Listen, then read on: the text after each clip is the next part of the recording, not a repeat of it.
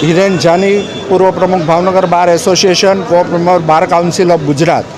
આજ રોજ સવારના 10:30 કલાકે એક તોહમતદાર ભાવનગરના એડિશનલ ડિસ્ટ્રિક્ટ જજ રાઠોડ સાહેબની કોર્ટ પાસે આવી અને કેફી પદાર્થનું સેવન કર્યું અને નામદાર કોર્ટ હજી ડાયસ ઉપર આવી નહોતી અને કોર્ટના ચેમ્બરના બારણે પાટા મારીને એમ કહે છે કે મુદત આપ. ત્યાર પછી પીધેલી હાલતમાં કોર્ટ રૂમમાં જાય છે અને કોર્ટના કર્મચારીઓ સાથે પણ માથાકૂટ કરી. એના અમારા જાણવા પ્રમાણે એના 2 કેસો આજે કોર્ટમાં અદાલતમાં હતા. ત્યાર પછી એ પીધેલી હાલતમાં બહાર નીકળ્યો અને બેફામ શબ્દોમાં ગાળો બોલતો હતો. એટલે વકીલોએ એને ટપાર્યો. અહીંયા જે કોર્ટ ઓર્ડર હતો એને અટકાવવાની કે એને કવર કરવાની કોશિશ કરી નહીં, પણ વકીલોએ બીજા પોલીસને બોલાવી અને એને જેલ હવાલે એને પોલીસ સ્ટેશનમાં લઈ ગયા છે. પણ આજે ભાવનગરમાં કાયદો અને વ્યવસ્થાની પરિસ્થિતિ સંપૂર્ણપણે કથળી ગઈ છે એવું અમારું માનવું છે.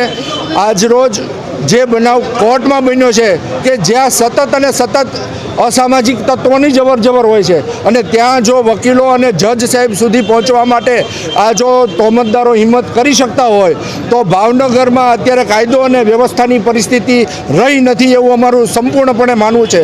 ભાવનગરની પોલીસ રાત્રે 11 વાગ્યે નિર્દોષ નાગરિકોને રંજાડે છે. બહાર નીકળેલા નાગરિકો જે ફેમિલી સાથે હોય એની સાથે ગુનાખોરો જેવું વર્તન કરે છે અને અસામાજિક તત્વો માટે ખુલ્લો દોર આપતી હોય એવી પરિસ્થિતિ આજે ભાવનગરની બની ગઈ છે. ભાવનગરના બુટલેગરોને સેફ પેસેજ આપવા માટે રાત્રે 11 વાગ્યે દુકાનો બંધ કરાવવામાં આવે છે.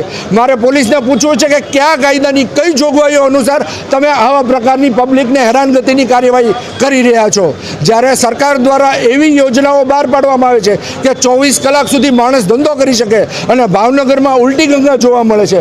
ભાવનગરમાં અત્યારે કાયદો અને વ્યવસ્થાની પરિસ્થિતિ સંપૂર્ણપણે કથળી ગયેલી છે અને ભાવનગરના એસપી અને આઈજીની બદલી માટે ભાવનગરના વકીલો અગાઉ મેદાનમાં આવ્યા હતા જ. એ જ રીતે કદાચ અમારે ફરીવાર પણ આ જો પરિસ્થિતિ રહેશે તો ભાવનગરના વકીલો ભાવનગરના પ્રજાજનો માટે, ભાવનગરની પ્રજા માટે કાયદો અને વ્યવસ્થાની પરિસ્થિતિનું ફરીવાર નિર્માણ થાય એના માટે માનનીય મુખ્યમંત્રી, ગૃહમંત્રી તથા તંત્રને રજૂઆત કરશે અને જો એમ થતાં પણ જો આની બદલી કરવામાં નહીં આવે તો પછી ભાવનગરના વકીલો ગાંધી ચિંધ્યા રાહે આંદોલન પણ કરશે એવી અમે આ તબક્કે સ્પષ્ટ ચેતવણી આપીએ છીએ. આજના દિવસે આ બનાવ પછી માનનીય એડિશનલ ડિસ્ટ્રિક્ટ જજ શ્રી રાઠોડ સાહેબે 12 વાગ્યે પોલીસને સૂચના આપી હોવા છતાં ભાવનગરના અધિકારીઓ એટલા જાડી ચામડીના છે કે એસપી કે ડીવાયએસપી અત્યાર સુધી નામદાર કોર્ટમાં આવતા નથી.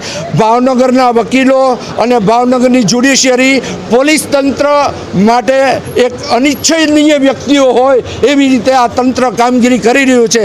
જો તંત્ર, પોલીસ આજે વકીલો અને જ્યુડિશિયલ ઓફિસરો સાથે પણ આવું વર્તન કરશે તો લોકોની માટે હવે કઈ પરિસ્થિતિ ઊભી થઈ જશે એ આપણે સમજવું જ રહ્યું છે.